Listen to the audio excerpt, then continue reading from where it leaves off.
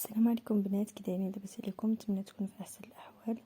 اليوم جيت نشارك معكم الوصفه ديال الفقاس بلدي، كيجي زوين بزاف، ناجح مقرمش في نفس الوقت هشيش. كنتمنى انها تعجبكم.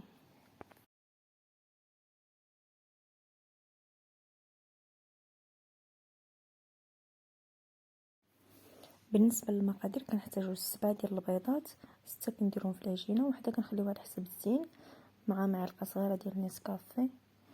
كنحتاجو 2 كيسان ديال العنبه ديال السنيده، انا حطيتهم في ديك السلافه، كذلك 2 كيسان ديال العنبه ديال الزيت، بالنسبه للكيسان كاع عامرين، نص كاس ديال المزهر، معلقه كبيره ديال النافع وحبه حلاوه، انا شويه طحنتهم باش ما بقاوش هكاك حبوب غلاط، كاس ديال اللوز، كاس ديال الشجان، 2 خمارات حمر، والدقيق كيبقى على حسب الخليط، وكنضيفوا كذلك واحد القبيصه ديال الملح.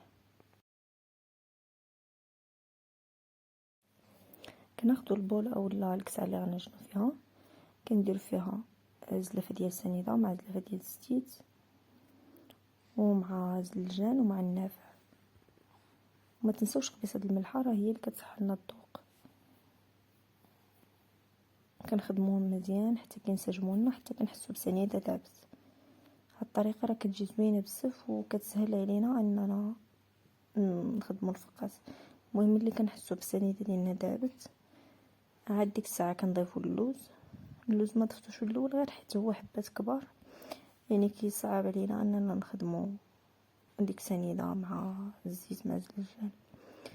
كنخدموا سنيده حتى كتذوب، والزيت ما كيبقاش مفرقنا، يعني كينسجم الزيت مع داك الخليط، كتحسوا بالخليط ديالكم بحال اولا قاصح شويه، يعني بحال بدا كيطلع ولا. المهم راه تبداو تخدموا راه غيتغير التكستور نتاعو، تولي بحال قاصحه شويه. ديك الساعه غادي تضيفوا البيض وكتخدموا مزيان حتى هو حتى كينسجم لنا مع كاع العناصر، ومن بعد كنبداو نضيفوا الدقيق بشويه بشويه.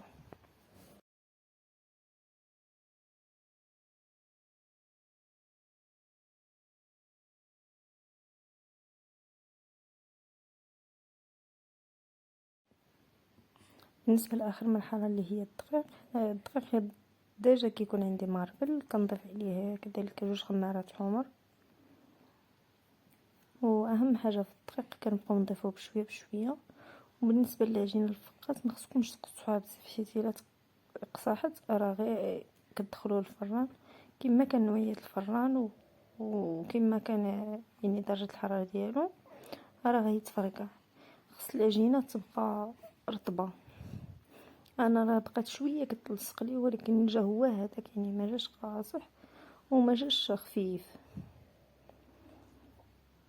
واكيد الا حسيتو به ما خصكمش عاوتاني تخليوه جاري، الا حسيتو به هكا حطيتوه بديتو كتخدموه بدا كيسيح، كتعرفوا بلي العجينه راه مازال خاصه كترجعوا تضيفوا له شويه ديال الدقيق.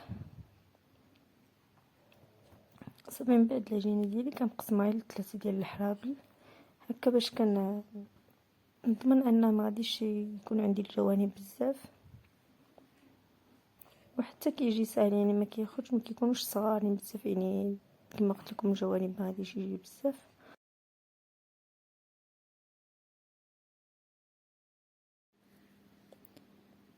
من بعد كنحربلوهم القياس اللي بغينا الفقاس يجينا كبير، يعني الدوره ديالو كبيره، كنخليوه غليظ. بغينا يجي رقيق كنرققوه. المهم انا درتو بحال هكا جاني متوسط، يعني هو هذاك. صافي من بعد كندهنو بديك بيضه ونسكافيه اللي خليت في الاول، وكنزوقو بالفرشيطه، يعني كندير خطوط هكا عاديين غير باش ما كيبقالناش غير داك البيض، يعني كيعطي واحد المنظر زوين. وصافي من بعد ملي نزينو كنبيكيه بكيرلون باش هكا كنضمن انه ما يتفشليش ما يتشقليش في الفران. والصراحه اهم حاجه لنجاح الفقاس راه هو الفران. كندخلوه الفران بارد، وكنديرو انا في الطبقه الفوقانيه، يعني ماشي ديريكت على ديك اللاطه اللي كتكون لاصقه في الفران، واحد جنيبات كيكونوا هكا خارجين في الفران، تما فين كنديرو. وكنخلي الباب ديالي شويه محلول. صافي هذه هي النتيجه من بعد ما كنخرجوا. انا واخا هكا راه تشق لي شويه حيت الفران عندي مجهد بزاف، واخا كنعيا من ندير معاه جميع الطرق، راه الفران مجهد.